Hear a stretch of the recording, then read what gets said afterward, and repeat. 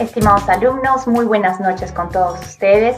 Quiero darles una cordial bienvenida a Pregúntale al Gerente versión online, evento creado por la Escuela de Administración de Negocios para fomentar el diálogo entre alumnos y empresas, ya sean locales, nacionales o internacionales, y así ustedes puedan llevar todas sus consultas a una fuente valiosísima que son nuestros gerentes con amplia experiencia en el mundo de los negocios.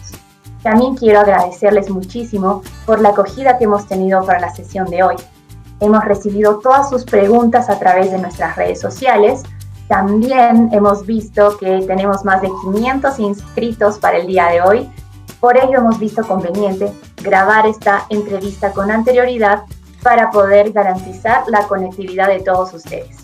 Sin más preámbulos, quiero darle la bienvenida a nuestro invitado el día de hoy, el señor Percy Urtiaga, gerente central de banca minorista, segmentos y canales en el BCP. Adelante, Percy. Hola, Ana, buenas noches a todos. En realidad es un gusto estar con ustedes y poder compartir parte de mi experiencia que espero pueda ser útil para ustedes. Gracias, Percy. Tenemos en realidad muchas preguntas, hemos tratado de agruparlas para que puedas responder a todos los estudiantes. Sin embargo, sé que va a ser un poco complicado por el tiempo, así que vamos a tratar de aprovecharlo al máximo. Primero tenemos una consulta acerca de cómo empezar un emprendimiento. Bueno, a ver, en principio, y me voy a apoyar mucho en la experiencia que tuve manejando mi banco como gerente general, donde la mayoría de los clientes son microemprendedores y pude aprender de ellos mucho. Y es que en principio es bien importante fijarse un objetivo. Es mejor tener experiencia previa o buscar un socio o alguien que conozca el sector. Y creo que especialmente en épocas como esta, más allá de identificar en qué rubro competir, creo que es fundamental pensar en cómo hacerlo de una manera diferente. Siempre hacernos la pregunta de ¿y cómo puedo diferenciar yo mi servicio en relación a lo que reciben estos mismos clientes de otros competidores? Porque solamente si somos capaces de encontrar la forma de dar algo diferencial, ¿no?, es donde vamos a poder formar una empresa y hacer que sea sostenible en el tiempo. Y en relación yo les diría, en relación a la estrategia, todas son válidas. Hay algunos que dicen yo voy a competir por precio, otros dicen yo voy a competir por servicio, en fin, ¿no? Ninguna es mejor que otra, es simplemente ser muy coherente con el esquema de competitividad que uno quiere dar a su empresa, ¿no? Si uno quiere competir por innovación, va a tener que buscar gente que trabaje e invertir mucho además en la parte, a ver, qué cosas nuevas tengo que ir sacando frecuentemente. Si uno tiene o quiere competir por precio, tiene que diseñar procesos sumamente eficientes, ¿no? Si uno quiere competir por servicio, tiene que pensar en los journeys de valor de los clientes y decir, aquí es donde yo me diferencio y aquí es donde en los momentos de la verdad los clientes terminan enamorándose de mi marca, ¿no? Entonces, creo que eso es fundamental. Y lo otro, que lo he aprendido yo con el tiempo y conversando con muchos clientes, es que difícilmente la empresa exitosa responde al plan original. O sea, uno diseña un plan y tiene que hacerlo así con un estudio de mercado, ¿no? En fin, analiza una serie de cosas, pero te vas dando cuenta que a lo largo de la ejecución tienes que ir cambiando. Es poquísimos casos yo conozco en todos estos años de experiencia donde el plan de negocios original terminó siendo el exitoso. Y creo que parte del reto es ir leyendo la respuesta del mercado, ir leyendo la respuesta de los clientes, ir leyendo la reacción de los competidores para ir haciendo ajustes. Y en muchos casos, incluso yo he visto muchos clientes que empezaron apuntando incluso a un sector en particular y a lo largo del tiempo fueron haciendo ajustes y terminaron trabajando de una manera diferente. Entonces, creo que si no hay flexibilidad es bien difícil porque los planes no están escritos sobre piedra. los mercados son dinámicos, los clientes van cambiando y entonces uno tiene que estar muy cerca de eso para poder ir adaptando también su negocio y ir respondiendo a los requerimientos de los clientes, ¿no? Es correcto, muy interesante lo que dices acerca de enamorar al cliente. Siempre les recuerdo esto a los alumnos, ¿no? Hay que conocerlo para poder enamorarlo. Y es así que van cambiando los planes, ¿no? Como dices, puedes cambiar el plan original y resulta aún mejor de lo que habíamos esperado. Otra consulta de los alumnos es acerca de la industria. Las finanzas, nos dicen, son vitales para el manejo de las empresas. ¿Cuál se consideraría la mejor forma de generar un buen manejo de las mismas? ¿Y cuál sería la mejor forma también de generar un capital? ¿Y cuánto considera que es un tiempo razonable para poder generar utilidades? A ver, yo creo que las finanzas son las que distribuyen algo así como la sangre en el cuerpo, es decir, garantizan de que la relación con los proveedores sea consistente en el tiempo, le dan continuidad a los empleados y sobre todo le dan estabilidad en el corto y el mediano plazo a las empresas. Yo creo que la gestión financiera, ya sea en un emprendimiento o sea en una empresa, tiene una empresa ya operando, tiene que mirar tanto las necesidades de corto y responder justamente desde ese frente a la estrategia comercial que tenga la empresa, pero también tiene que entender hacia dónde está yendo la empresa hacia adelante y en función de eso, cuáles son las inversiones que se tienen que hacer de mediano plazo para que los recursos que se asignan estén alineados con los planes que se tienen, ¿no? En el corto plazo es el oxígeno que permite producir, permite generar bienes, permite generar servicios y permite llegar a los clientes, ¿no? Y en el mediano plazo es cómo garantizar esa continuidad de la empresa y sobre todo, una cosa que es muy relevante es que las finanzas tienen que acompañar a la estrategia de la organización. No son entes separados. Lamentablemente, por un tema de aprender a gestionar, uno estudia por un lado la parte comercial, ¿no? Por otro lado estudia la parte operativa, estudias marketing, estudias finanzas, pero el mundo de la empresa está integrado. Tú no puedes tomar decisiones comerciales sin tener en cuenta las implicancias financieras. Tampoco puedes tomar decisiones financieras sin tener en cuenta la implicancia comercial.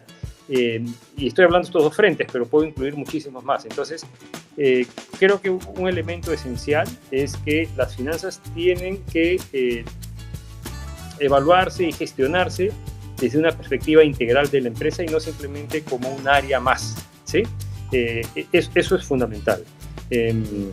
Como digo, las finanzas son las que le dan ese oxígeno permanente que necesitan las empresas para poder seguir produciendo y poder distribuir sus productos o sus servicios, ¿no?, a todos los clientes. Esa era una de las preguntas. La otra pregunta que me hacías era sobre el tiempo de retorno, me parece. Exacto, sí. Eso depende, ¿eh? Eso depende y depende además de la magnitud de la inversión y también depende del sector en el que estás. Hay sectores que tienen retornos más bajos, pero son sectores más estables. Hay sectores que tienen retornos más altos, con más volatilidad, con más riesgo y con tiempos también de captura de valor mucho más cortos, ¿no? Entonces, esto es muy variado. Lo que sí es importante es tener el pulso financiero de la empresa permanentemente. Todo emprendimiento, especialmente al comienzo, va a consumir, ¿no? Va a consumir capital. Y por eso es tan importante financiar al principio las empresas con equity personal, ¿no? Con capital social aportado por los accionistas. Y usualmente el sistema financiero empieza a acompañar a las empresas cuando ya tienen cierta estabilidad, cuando tienen cierto mercado ganado, cierto volumen de clientes y entonces es donde ahí el rol que tienen las entidades financieras es ayudar al crecimiento sostenible de la organización desde, de la función de proveer recursos financieros, ¿no?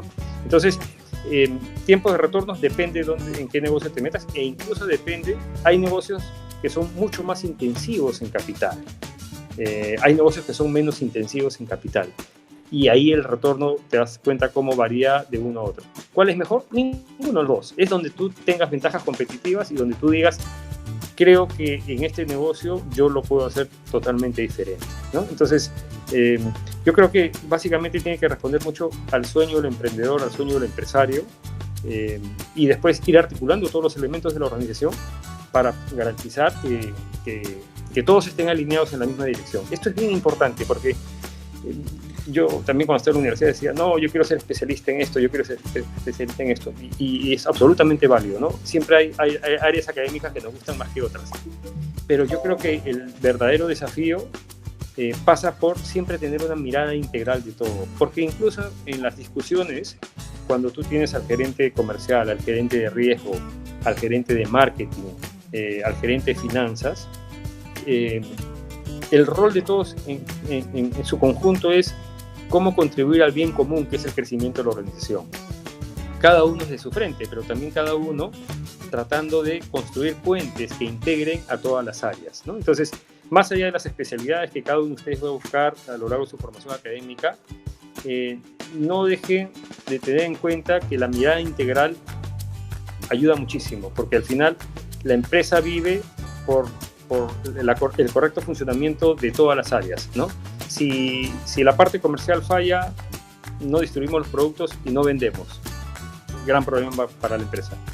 Si la parte financiera falla, no vienen los recursos financieros y por lo tanto no podemos producir, o no podemos pagarle a los proveedores, o no podemos pagarle a los empleados. Si un área de riesgo falla, probablemente estemos tomando decisiones que puedan hipotecar el futuro de la organización sin verlo, ¿no? Si el área de IT falla, ¿no? Probablemente los procesos no operen ineficientemente y también perdamos dinero. Entonces, reitero, tan importante como la especialización es tener la capacidad de ver cómo todas en su conjunto crean el valor para la organización, que es al final lo que todos buscamos, ¿no? Correcto, gracias, Percy. Sí, es cierto, debemos tener una mirada integral. Y ahora que mencionaste el tema del bien común, creo que nos da pie a la siguiente pregunta que nos hacen los estudiantes. ¿Cuál debe ser la responsabilidad social de las empresas privadas en esta coyuntura, dado el COVID-19? A ver, yo creo que esta crisis y esta pandemia nos ha confrontado con una realidad excepcional que nunca hemos vivido. Y entonces yo creo que el rol de las organizaciones, más allá del compromiso tradicional que eventualmente traigan, nos demanda dar un paso más hacia adelante, ¿no? Yo creo que aquí hay varios niveles y quisiera ponerlo así. El primer nivel es cuál es mi responsabilidad con mis empleados, con mis colaboradores, cómo los tengo que cuidar, cómo los tengo que apoyar, cómo me aseguro, ¿no? O aseguro la continuidad de la empresa, que va a ser al final la fuente de ingreso de todas las familias, ¿no? Cuyos empleados trabajan en la organización. Entonces, hay esa dimensión del cuidado personal para los empleados que es fundamental. En ese contexto, el otro frente es cómo sigo apoyando a mis clientes. O sea, mis clientes necesitan de mi organización en este momento. Entonces, ¿cuál es el rol que tengo que jugar? Y esto va más allá del tema comercial, ¿no? Creo que no es, en una coyuntura como esta, la pregunta no necesariamente o no exclusivamente es cómo sigo vendiendo mis productos o mis servicios, sino es cómo a través de esos productos y servicios yo puedo contribuir desde una dimensión diferente con mis propios clientes. Y voy a poner algún ejemplo. Es decir, en el banco, yo trabajo en el banco de crédito, la pregunta que nos hacíamos es ¿y cómo podemos ayudar a nuestros clientes? Y decíamos, bueno, vamos a postergar los pagos de sus cuotas. Perfecto. Oye, ¿eso es suficiente? Inicialmente sí, pero seguíamos tomando la temperatura del mercado, seguíamos tomando la temperatura del cliente y decíamos, bueno, eso ya fue suficiente en su momento, ya está quedando corto. ¿Cómo seguimos apoyándolo? Bueno, entonces vamos a pensar en créditos que les den un periodo de gracia mayor para que tengan menos carga financiera y puedan eventualmente afrontar otros pagos, lo relevante, los más relevantes en este momento.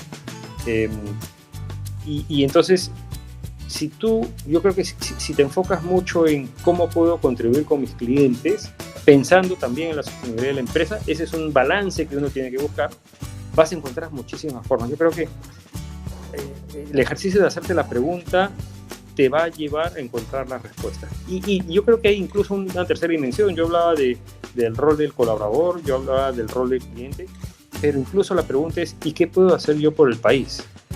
¿No? ¿Qué puedo hacer yo por la sociedad? Yo lamentablemente he visto mucha actitud crítica a, oye, este no hace esto, este no hace aquello. Yo siempre decía, creo que lo primero que tengo que decir es, ¿y qué cosa estoy haciendo yo? ¿No? Entonces, creo que también ese es el rol de la empresa, es decir, o sea, más allá de garantizar la continuidad y la empleabilidad de mi gente en un periodo como este, más allá de seguir apoyando a mis clientes que necesitan mis productos, ¿qué rol tengo yo en este país? ¿No? ¿Cuál es mi compromiso con el Perú? Y uno siempre encuentra formas, a través de donaciones o a través de extender sus productos y servicios a un colectivo de personas que lo necesita, pero que no tiene los recursos para poder acceder a él. O sea, hay un país con tantas carencias y necesidades como el Perú, yo creo que hay infinitas formas de poder ayudar. Y entonces creo que no debemos mirar de las puertas de la organización hacia adentro. Creo que eso sería un error. Yo creo que tenemos que ser muy abiertos y tratar de afrontar el desafío desde la mayor dimensión, y es cómo yo puedo contribuir y cómo yo puedo colaborar y trascender a nivel país. Y además, y lo hablo por la experiencia que estamos viviendo, que ni siquiera ha pasado, es que eso genera una dinámica interna de identificación de los empleados con la organización increíble. O sea, yo en el Banco de Crédito manejo la banca minorista, son aproximadamente unas 11.000, 12.000 personas que forman la banca minorista. Dentro de ellas están las 400 oficinas que tenemos, o la red de agencias, tenemos los call centers, y hemos hecho muchas cosas, no solamente con nuestros clientes, sino hemos organizado hemos liderado y organizado una donación que la llamamos Yo Me Sumo, 126 millones de soles que se han donado. ¿Para quién? Lo coordinamos con el Ministerio de Inclusión Social, con el MIDIS, y dijimos, bueno, tenemos este dinero, ¿cuál es el colectivo de personas a las que podemos ayudar? Hemos también, por ejemplo, hemos ayudado al MIDIS a pagar los bonos a las personas de la base de la pirámide. Y cuando yo voy a visitar las oficinas, y por esto lo contaba más que por decirles qué cosas estamos haciendo, lo que me decían los colaboradores del banco es, estamos felices porque esto lo estamos haciendo por el Perú. Cuando tú escuchas eso, tú dices, o sea, qué potencia, porque te das cuenta que trasciende al concepto tradicional de lo que es el trabajo, que es yo vengo acá para hacer cosas y en función de lo que hago gano mi sueldo, ¿no? Cuando tú logras que tus colaboradores se compenetren de esa manera y que sientan que su trabajo impacta en el país, ni siquiera en los clientes, va mucho más allá. Entonces, para nosotros también es un aliciente para decir, podemos hacer muchas más cosas, ¿no? Entonces, yo sí creo que hay el alcance de lo que podemos hacer a nivel de empresas tiene, digamos, que por conquistar muchas fronteras, ¿no? O sea, no te diría que es ilimitado, pero tiene muchas posibilidades de impactar a muchísima gente que necesita una situación como esta y que la va a seguir necesitando porque no hemos pasado la crisis, ¿no? Todavía vendrán muchos meses más difíciles. Exactamente. Sí, no, es cierto. En realidad a nosotros como empresa nos toca esto en el corazón, ¿cierto? Y nos hace pensar que no solamente es satisfacer necesidades y deseos del cliente o que nosotros obtengamos utilidades como negocio, sino ver el bienestar de toda la sociedad en el largo plazo, ¿sí? Totalmente. Y como bien... Eso sería, o sea, lo que tú dices, ¿no? De ver esta parte más cuantitativa, sería pues tener una mirada muy miope en una coyuntura como esta, ¿no? Egoísta, ¿no? O sea, yo creo que si algo nos tiene que dejar toda esta crisis es cambiar nuestra apertura y nuestro concepto de generosidad, ¿no? Si no, no habremos aprendido nada. Yo creo que ahí hay un aprendizaje sumamente importante que todos tenemos que llevarnos, ¿no? Exactamente, y algo clave que tocaste, ¿no? Los colaboradores se sienten más identificados porque están persiguiendo un propósito trascendente, ¿sí? Absolutamente, sí. Exacto. Y bueno, ahí van algunas preguntas también de los alumnos acerca de los colaboradores, ¿no? A ver, dice... ¿Cómo lograr una comunicación fluida entre los diferentes niveles de la organización? Y creo que la podemos juntar con la siguiente, que es, ¿qué es lo que más se valora del talento humano en una empresa? A ver, el tema de la comunicación tiende a ser subestimado. O sea, tú hablas mucho de experto financiero, experto comercial, ¿no? Experto en operaciones, en IT, en riesgos. Pero la comunicación ayuda a darle alma a la organización. Ayuda a alinear, ayuda a que todos entendamos hacia dónde estamos yendo. Y hay mecanismos formales e informales y los dos son súper potentes, ¿no? Yo creo que los mecanismos formales de comunicación, como por ejemplo la bajada en cascada de los objetivos, la definición de los planes, los seguimientos a los planes, son fundamentales, ¿no? Pero la comunicación informal también juega un rol fundamental y es la que, digamos, no está diseñada, pero que es tan valiosa como la otra, ¿no? El hecho de por ejemplo, tomar un desayuno, no con tus reportes directos, ¿no? Con reportes directos 4 o 5 líneas abajo, te permite tener un contacto con lo que está pasando en la trinchera de la organización, que eso no lo vas a leer en ningún reporte, ¿no? Pero por otro lado también te permite compartir con personas con las que en el día a día no interactúas y te permite entender cómo están viviendo ellos el partido, y también es una oportunidad para que tú les cuentes qué cosas estás haciendo, ¿no? O cómo los ves los retos hacia adelante. Y nosotros, por ejemplo, tenemos una plataforma de comunicación que se llama Workplace, ¿no? Que llega a las 17.000 personas del banco. Y en esta crisis ha sido, yo te diría, uno de las palancas más potentes para haber logrado todo lo que nos hemos propuesto, y para haber integrado y alineado los esfuerzos, y además para reconocer también, porque el Workplace es la herramienta para empresas de Facebook. Entonces también hemos aprovechado esta herramienta para reconocer acciones destacables de colaboradores específicos o de equipos específicos. Nos hemos grabado videos felicitando a ciertas áreas, a un área por una cosa, a una área por otra. Entonces, estos mecanismos más informales son también muy potentes, son muy bien recibidos por todos. A quien no le gusta que lo reconozcan, ¿no? Y además, como te digo, son tan dinámicos que le dan vida y le dan alma a la organización. Entonces, yo de hecho, me acuerdo cuando estábamos hace muchos años haciendo la fusión en mi banco, y alguna vez me hacen una entrevista y me dicen, le decía al entrevistador, hemos cometido muchos errores también en el proceso de fusión, y me decían, ¿cuál fue uno de esos errores? por ejemplo, subestimar la potencia de la comunicación, ¿no?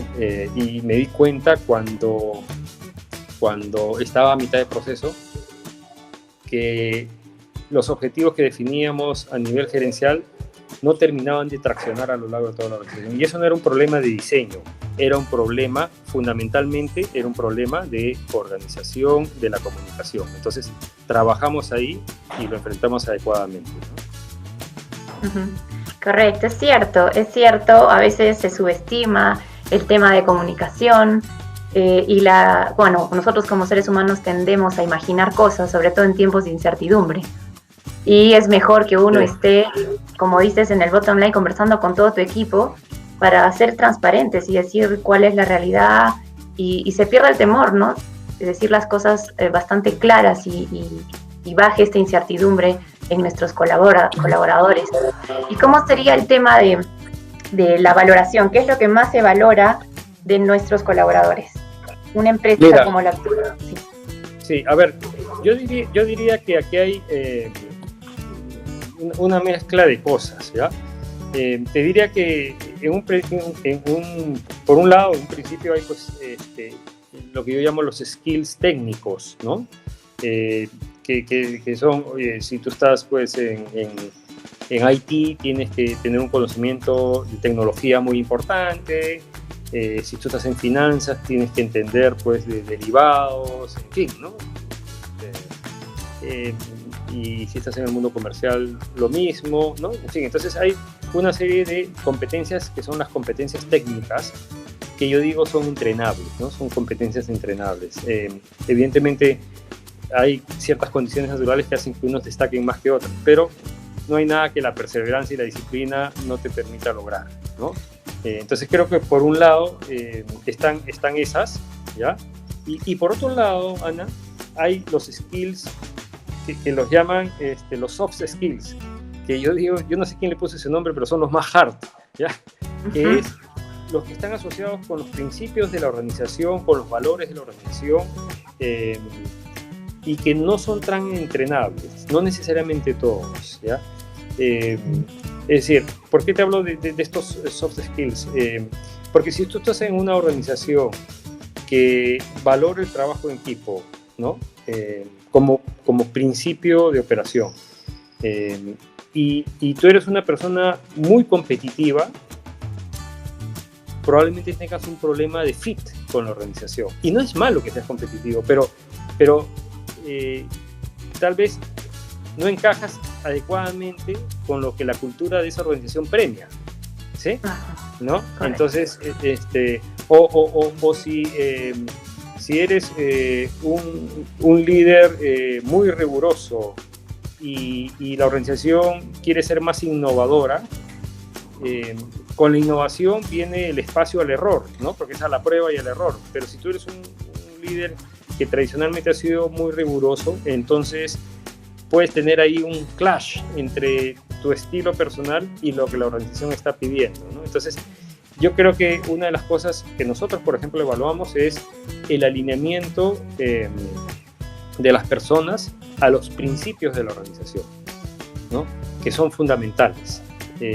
Y lo que sucede es que las organizaciones van cambiando en el tiempo, ¿no? O sea, nosotros estamos en un proceso de transformación importante en el banco para ser mucho más clientecéntricos, y entonces eso nos ha obligado a poner a un lado valores que antes eran más relevantes, no malos, eran relevantes para la estrategia que en ese momento se tenía, pero que a la luz de esta estrategia no necesariamente son tan valiosos. Y por el contrario, hemos traído a la mesa valores y principios que antes no necesariamente eran tan reconocidos o tan necesarios. Entonces, ahí viene un proceso de aprendizaje no técnico, ¿no? Sino de principios, de mindset, de comportamientos, que también son súper importantes. Y entonces, yo creo que en el fondo, lo importante es ambas cosas. Yo siempre les digo, cuando hago entrevistas de trabajo, siempre digo, háganme preguntas, porque es muy importante que ustedes sepan y conozcan la organización en la que eventualmente van a empezar a trabajar. Entonces, las entrevistas de trabajo son bidireccionales.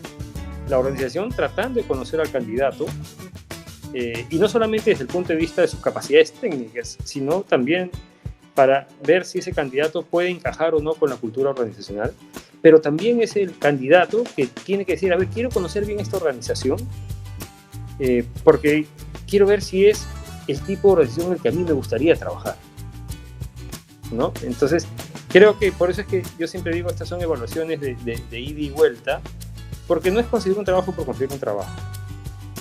Creo que a todos, además del aprendizaje, nos llena el sentido de trascendencia. Y entonces, si vas a dedicar tantas horas de tu vida a un trabajo, que sea un trabajo que tú sientas que no solamente te va a permitir crecer profesionalmente y económicamente, sino que tienes que buscar un trabajo que sientas que va alineado con lo que es valioso para ti en la vida, ¿no?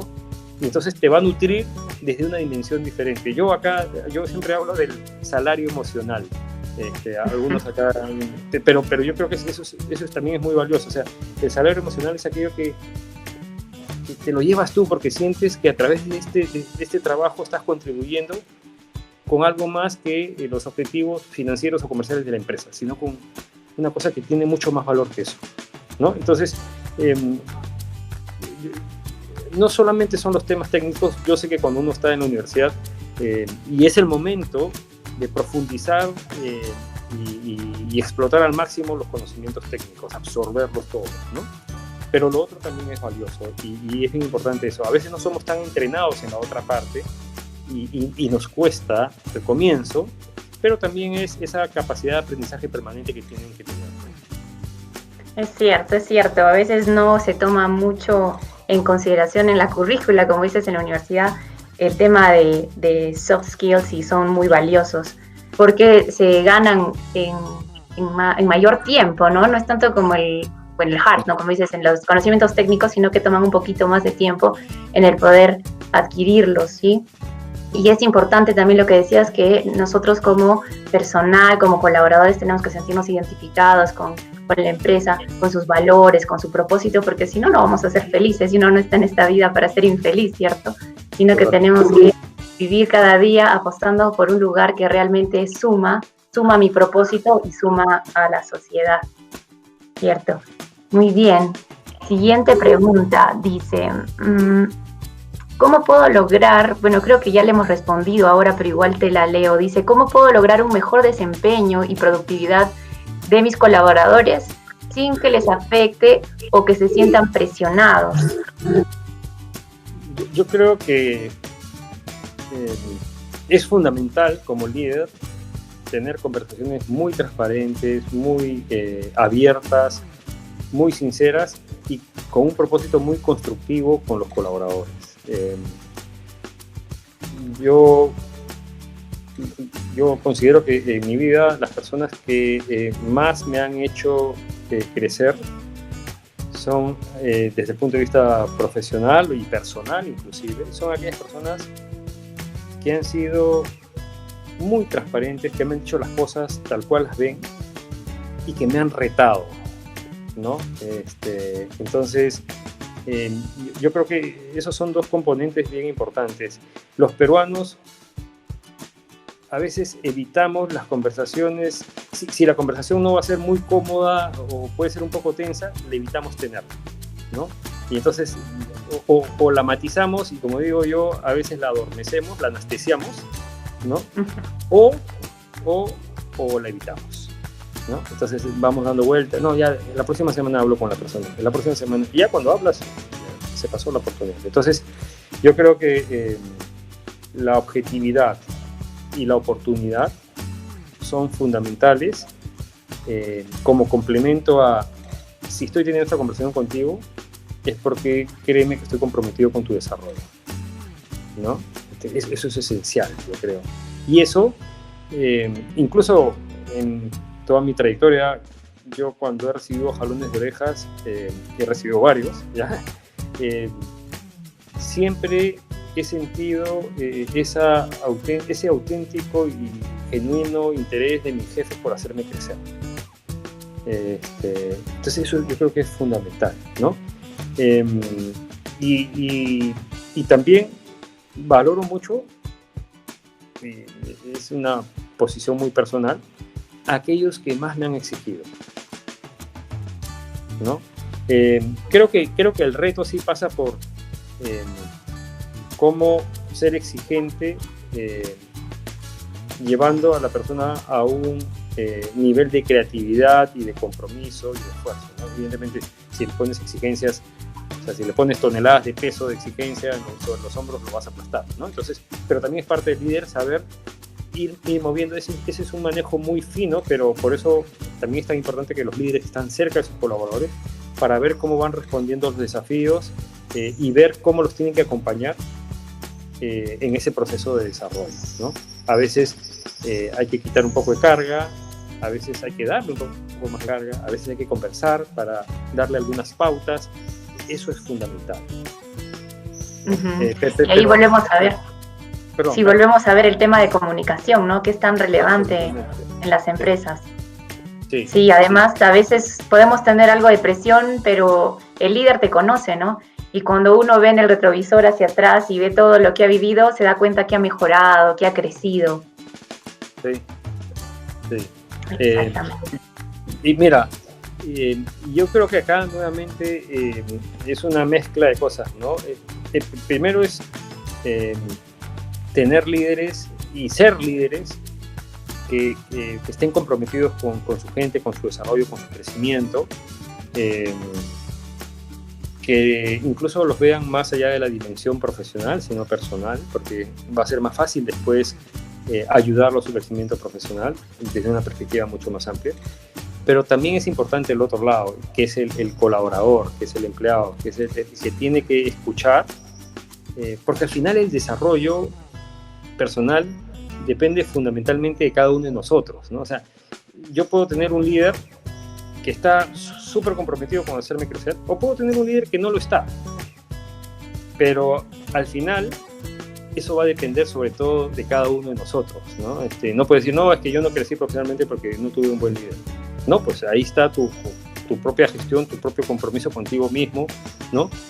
Los desafíos que tú mismo te hagas, los retos que te hagas a lo largo de tu vida profesional, que van a ser muy importantes también, ¿no? Entonces, también hay que saber escuchar, porque a veces, y me ha pasado muchísimas veces, que cuando uno da feedback y el otro lado escucha algo que no le gusta, tiende a cerrar las orejas, ¿no? Entonces, filtra la información y se queda con aquello que le gusta y no necesariamente con aquello que más lo va a desafiar en términos de cambio, en términos de aprendizaje, ¿no? Entonces, creo que también es bien importante mucha apertura, mucha receptividad, sobre todo si tienes un líder que sientes que está comprometido con tu desarrollo.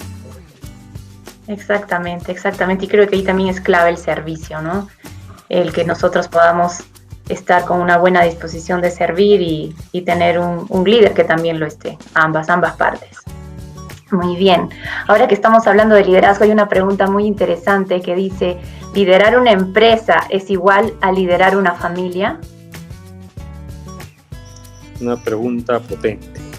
A ver, yo creo que tiene muchos rasgos comunes y también tiene los matices diferentes, ¿no?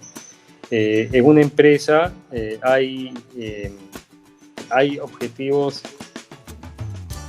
de trascendencia, como el propósito, ¿no? Como los valores, y hay también objetivos financieros, objetivos comerciales, ¿no? En una familia te mueves sobre todo por construir en torno a un ambiente de mucho amor, de mucha comunicación, de mucha integración, pero también hay valores, ¿no? Es decir, así como tú inculcas algunos valores que están en línea con la estrategia de la organización y con su propósito, en tu hogar tú también tienes valores, ¿no? Y quieres que tus hijos crezcan en torno a esos valores porque tú crees que son muy relevantes o porque los esposos creen, ¿no? que son muy relevantes. Entonces hay muchos elementos comunes, ¿no? Incluso también el tema del aprendizaje y el autodesarrollo, ¿no? Porque yo por ejemplo, esta Navidad yo tengo mi esposa y 2 hijos, uno de 14 y otro de 12, y les dije en Navidad, miren, vamos a hacernos un regalo. Cada uno va a escribir en una hoja de papel para los otros 3 algo que hace la otra persona que le gusta. Y en el otro lado de la cara, escribir una cosa de algo que hace que le gustaría que deje de hacer o que le haga de una forma diferente, ¿no? Entonces uno de mis hijos me dijo, eso es feedback.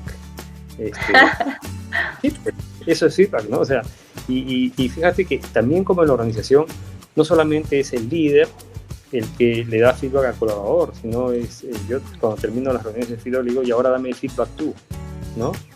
Sobre cómo me estás viendo en mi rol de líder. También en el hogar, o sea, los hijos, uno aprende mucho de los hijos, ¿no? Entonces, y no solamente la pareja, sino que los hijos te ayudan a ser mejor persona, ¿no? Así como en el trabajo, los colaboradores también te ayudan a ser mejor líder, ¿no? Entonces, fíjate que hay digamos, que muchas cosas comunes entre un lado y otro. Claro, también no hablamos de objetivos financieros, asociados con ROE, con market share, pero también hay planes financieros que se hacen en el hogar, ¿no? Entonces, fíjate que hay muchos elementos comunes y hay otros diferentes, ¿no? Y claro, uno tiene que reconocer en qué momento o cuáles son aquellos elementos diferentes.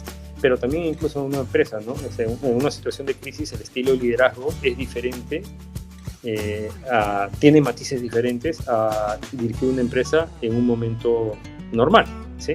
Entonces, en el hogar es lo mismo, ¿no? O sea, hay situaciones en las que tienes que dar muchísimo más espacio a los hijos para que su opinión pese y sea valorada, y hay otras situaciones, ¿no? Sobre todo cuando las notas no vienen muy buenas, donde hay menos espacio para la concertación y más la dirección. Entonces, fíjate que hay muchas cosas bien comunes. Es una muy buena pregunta.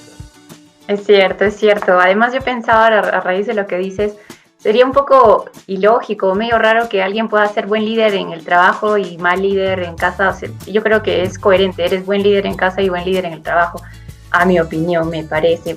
Porque en realidad somos como un equipo, somos un cuerpo, ¿sí? Tanto en casa como en el trabajo. Y todos los miembros de tu cuerpo son importantes. Por lo tanto, tú como líder de este cuerpo estás cuidando de todas las partes para que tenga un buen funcionamiento, ¿no? Y cada una de estas partes del cuerpo es importantísima y es útil para el buen funcionamiento. Así que sí, me parece a mí también una muy buena pregunta. Ahorita no recuerdo quién la ha escrito porque no he notado los nombres de los estudiantes, pero es cierto. Yo creo que es muy relevante el liderazgo tanto en el hogar como en la empresa o en los negocios. Ahora vamos un poco más con preguntas acerca del entorno. Nos dicen, ¿cuáles son los negocios que tendrán futuro a partir de esta cuarentena? Yo creo que es algo que muchos... Sí, yo te diría que hay como que... yo diría que mucho de lo que está relacionado con lo digital va a tener oportunidades de crecimiento que hasta el momento no habían tenido, ¿no? El e-commerce, por ejemplo, tiene todavía retos, porque tiene los retos de la logística, ¿no? Que bueno, nos ha agarrado ahí y estamos acomodándonos, pero yo creo que el comportamiento digital de las personas va a cambiar de manera significativa y el comportamiento social también va a cambiar. Entonces, y creo que va a ser por un buen tiempo y no necesariamente va a ser con un retorno a lo anterior, ¿no? Yo creo que en particular todos los negocios asociados con canales digitales tienen una oportunidad significativa. Yo el otro día estaba escuchando y estaba leyendo negocios que tienen plataformas digitales propias o que participan en ecosistemas han tenido incrementos significativos de ventas en comparación con los otros negocios más físicos que están absolutamente golpeados, ¿no? Entonces, yo veo por ahí oportunidades súper importantes. De hecho, en el banco ahora estamos con una campaña de te ayudamos a formar o armar tu página online en 7 días, ¿no? Porque pensamos que los emprendedores, los empresarios, que antes estaban, así como nosotros veníamos hablando de hacer home office hace año y medio, ¿no? Llegó esto y en un día lo hemos hecho. Entonces yo creo que también a nivel de los empresarios, eso de, ¿será que tengo que vender por internet o no? Que era una pregunta a la que le dábamos vueltas y vueltas y vueltas, ahora se ha vuelto un imperativo, ¿no? Entonces creo que a través de participar en ecosistemas o en plataformas donde entras como un seller más o en sistemas en los que tú mismo a través de una aplicación puedas impulsar tu negocio, van a estar en una mejor posición en relación a aquellos negocios que son muy físicos y peor aún si son muy físicos y masivos, ¿no? Yo el otro día leía un reporte y veía pues negocios como por ejemplo los cines, ¿no? Van a estar muy golpeados. Alguien me decía, sí, pues esto va a ser así hasta que se descubra la vacuna. Sí, pero lo que pasa es que también de repente cambian tanto los hábitos que una vez que se descubra la vacuna ya eso no lo vas a valorar tanto, ¿no? Porque has encontrado mecanismos diferentes para poder suplir esa necesidad, ¿no? El incremento en el precio de la acción de Netflix, por ejemplo, es un ejemplo concreto de cómo un negocio que tiene un componente digital importante en una coyuntura como esta ha pegado un salto. Y si tú ves, por ejemplo, las tiendas por departamento, ¿no? Y el valor del equity ahora actual pues, han caído de manera significativa a nivel mundial, ¿no? Entonces, creo que justamente estos negocios que tengan menos componente físico y menos componente masivo van a estar en una mejor posición para competir en relación a los otros, ¿no?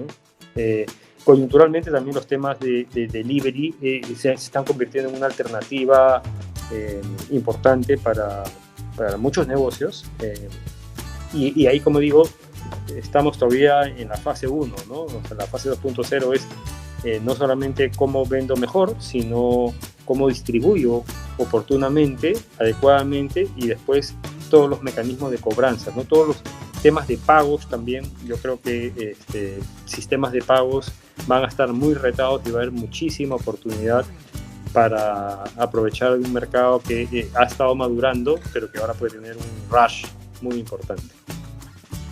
Exactamente, ahorita no, en este momento no podemos predecir qué es lo que va a pasar, pero el comportamiento de las personas está cambiando definitivamente y nos estamos acostumbrando a cosas que no imaginábamos nunca, ¿no?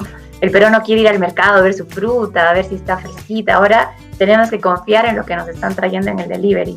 Así que estoy de acuerdo contigo, es cierto, tenemos que estar con una mirada mucho más adelante y estar atentos, ¿no? A estos comportamientos que aún no podemos predecir, pero sí una digitalización de nuestros negocios nos va a ayudar a poder hacer frente a este futuro que se nos viene.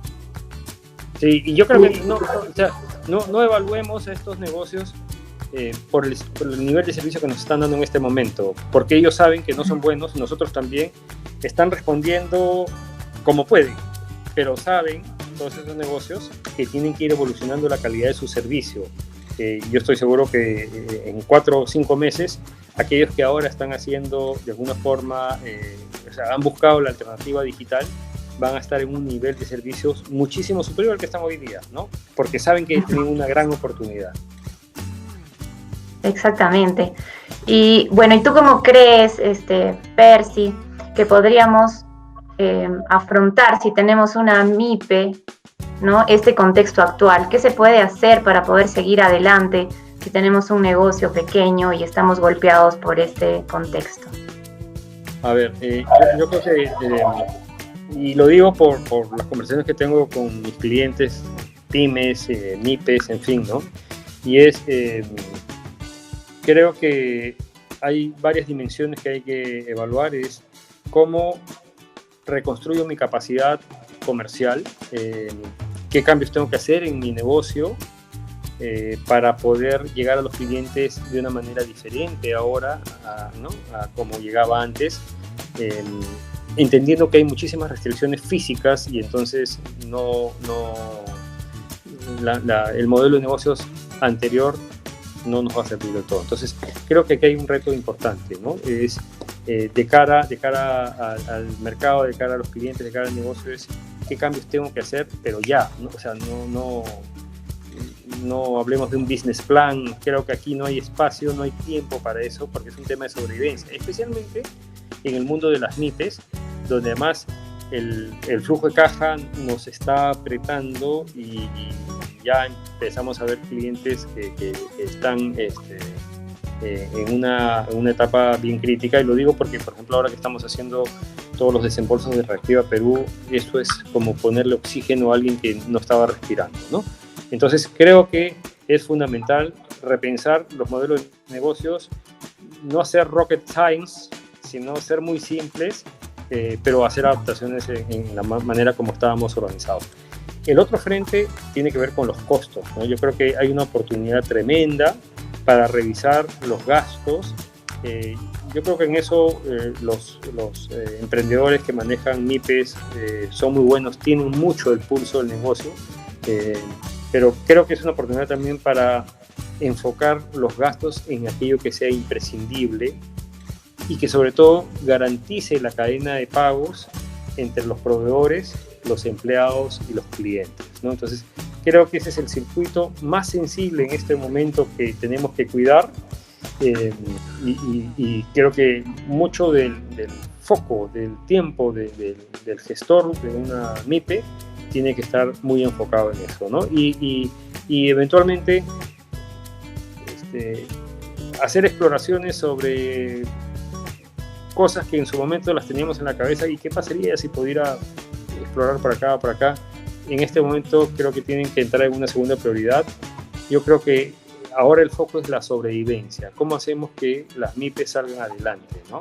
Y eso implica hacer muchos cambios, pero ya, ¿no? Porque no hay mucho tiempo, ¿no? Exactamente. Y si estoy del otro lado, tengo dinero y quisiera invertir, ¿dónde es el mejor lugar para invertir el día de hoy? A ver, y aquí te voy a responder con un background más financiero. Yo creo que eso tiene que ver mucho con el perfil de riesgo de la persona. O sea, no necesariamente dos personas tienen el mismo perfil de riesgo, y además, incluso dentro de una misma persona, el perfil de riesgo y el apetito de riesgo va cambiando con los años, ¿no? Entonces, hay gente que, por ejemplo, en este momento en el que sobre todo el mercado financiero ha estado muy golpeado, ha tomado posiciones largas en relación a ciertos índices bursátiles o ciertos papeles. Cuando tú ves que el mercado, decías, esto está colapsando, ¿no? Y había gente que ¿no? ¿Por qué? Porque son personas con un alto apetito de riesgos y entonces que buscan justamente eso. Hay otros que son más conservadores, dicen, no, yo ahora hacer inversiones en acciones, en renta variable, me voy a ir con renta fija a corto plazo porque quiero tener mi plata segura, ¿no? Y hay otros que dicen, no, yo voy a tener mi plata líquida porque se me van a presentar oportunidades, ya sea de compras de empresas o inversión en ladrillos, ¿no? Ahora que venga la crisis, porque los precios de mercado van a estar bastante abajo. Entonces, te digo, ¿cuáles son inversiones buenas? Depende del apetito de riesgo de cada uno, ¿no? Si tú pones a conversar con un inversionista conservador y con un inversionista agresivo, hoy te van a dar dos respuestas absolutamente diferentes. Y las dos son totalmente válidas, ninguna es mejor que otra, ¿no? Si dentro de los oyentes hay gente conservadora, dirán, si escuchan al agresivo, este está loco, ¿no? Y habrá dentro del público gente también con un apetito muy agresivo que escucha al conservador y dirá, este se va a perder todas las oportunidades que este mercado te está ofreciendo en este momento. Entonces, tiene que ver mucho con el perfil propio de cada inversionista, de cada persona. Muchas gracias, Percy. Ya para ir cerrando la entrevista, tenemos 2 preguntas acerca del BCP. Te leo las 2 para que tú veas la mejor manera de responderlas. Dice, ¿qué estrategia está usando el BCP para incrementar rápidamente la digitalización? ¿Y qué estrategia ha usado el BCP para sobresalir por encima de otras empresas? A ver, son 2 preguntas también buenas. Yo te diría que en línea con esa misma reflexión que les compartía sobre cómo reinventar a la luz de estas condiciones actuales tu negocio, nosotros en el banco venimos trabajando en el despliegue de una transformación que tiene transformación de los modelos de negocios que tiene un componente digital intensivo, ¿no? Y que ha venido avanzando a lo largo del tiempo. Y entonces, a la luz de especialmente el nivel de exposición digital que están teniendo las personas durante la cuarentena, lo que hemos dicho es, tenemos que trabajar de una manera mucho más intensiva en acelerar toda nuestra estrategia de digitalización. Pero es una estrategia de digitalización, no es la digitalidad por la digitalidad, es la digitalidad al servicio del cliente. Eso es bien importante, porque la digitalidad per se no tiene valor si no nos permite ofrecer una propuesta de valor mucho más relevante para el cliente. Entonces, no es, oye, vamos al cloud por el cloud o vamos a Agile por Agile, sino es cómo eso puede permitirnos como organización crear una propuesta de valor mucho más sustanciosa y mucho más relevante para nuestros clientes. Entonces, estamos trabajando en varios frentes. Digamos que hay frentes que tienen que ver con la opción digital, otros frentes que tienen que ver con la construcción de activos o de journeys digitales, otro frente que tiene que ver con el engagement digital, ¿no?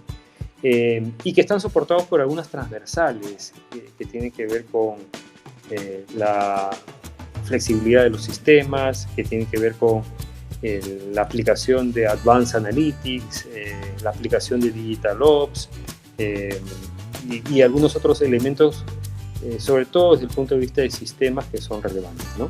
Pero nuevamente, es cómo ponemos todo eso al servicio del cliente. Yo hace un momento les decía, nosotros queremos ser clientecéntricos, distintivamente clientecéntricos. Entonces, es cómo hacemos que toda esta estrategia digital, a la luz de que nuestro cliente también está teniendo mucha más exposición a estos canales, pueda ser mucho más valiosa para él. Y no tengamos necesariamente pues, que forzarlos a que vayan a una agencia, sino cómo poder estar en el bolsillo del cliente, que es el celular, ¿no? O sea, el celular es el punto de comunicación más relevante de las personas, ¿no? Con el mundo. O sea, los niveles de uso de horas al día de celular van entre 6 horas, 5 horas y 12, 15 horas, ¿no? Entonces, ¿cómo estamos ahí para facilitarle la vida, para llevarle propuestas de valor distintivas y sobre todo propuestas de valor personalizadas, ¿no? No te pueden a ti, Ana, ofrecer lo mismo que a mí, ¿no? O sea, si ustedes se acuerdan, antes los call centers, su estrategia comercial era vamos a llamar para ofrecer el mismo producto a todo el mundo. Eso ya no es relevante. Entonces, ¿cómo puedo hacer para que a través de la tecnología pueda hacerle llevar una oferta personalizada a Ana en función de lo que sé que ella necesita, que sea una propuesta diferente a la que le vamos a hacer llegar a Percy o a Daniel? Cada uno es diferente, ¿no? Entonces, ahí está el valor de la digitalización. No está en ser digital por ser digital. Esa es una carrera que no tiene ningún sentido, ¿no? Es cómo ponemos la digitalidad al servicio del cliente.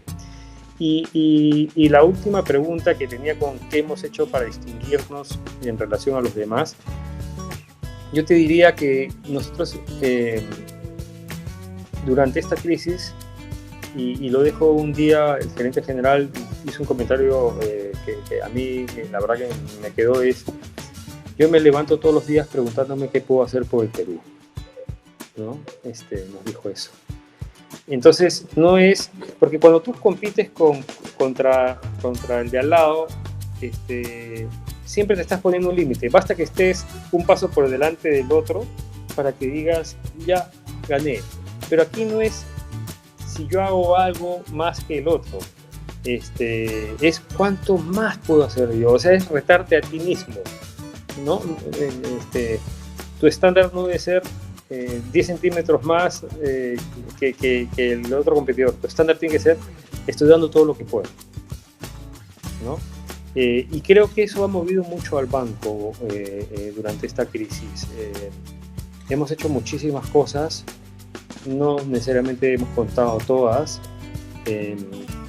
porque sentíamos que nuestro compromiso y nuestro rol tenía que trascender el beneficio del banco, tenía que trascender, sin duda importante, pero tenía que trascender el beneficio de nuestros clientes. Y decíamos que tenemos una oportunidad tremenda, tenemos 120 años en este país, lo conocemos bien, nos conocen bien, la posibilidad de impactar es enorme para el banco.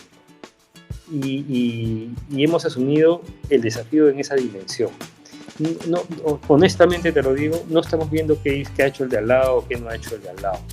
Lo que nos preguntamos es si lo que hemos hecho es suficiente o todavía podemos hacer un poco más. De verdad, pero sí, qué bonito, en serio, uno no se imagina que esa puede ser la filosofía de un banco a veces, ¿no? Pero sí.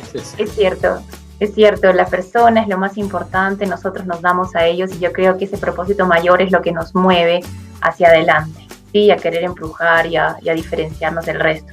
Y también muy bien lo que dijiste acerca de la tecnología, ¿no? Uno no se imaginó que hoy día íbamos a hablar de machine learning o de machine to person, ¿no? Bueno, y todas estas interacciones o inteligencia artificial, ¿no? Que ya están aquí y que, bueno, hay que subirse a la ola para ver cuál es la mejor manera de poder utilizar la tecnología de una manera que sea a favor de la persona, siempre la persona como centro.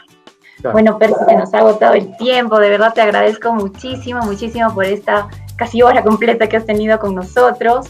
Ha sido valiosísimo, yo estoy segura que los estudiantes van a sacar mucho aprendizaje de todo este tiempo. Y nada, en nombre de la Universidad Católica San Pablo y del Departamento de Ciencias Económicas Empresariales te agradecemos mucho.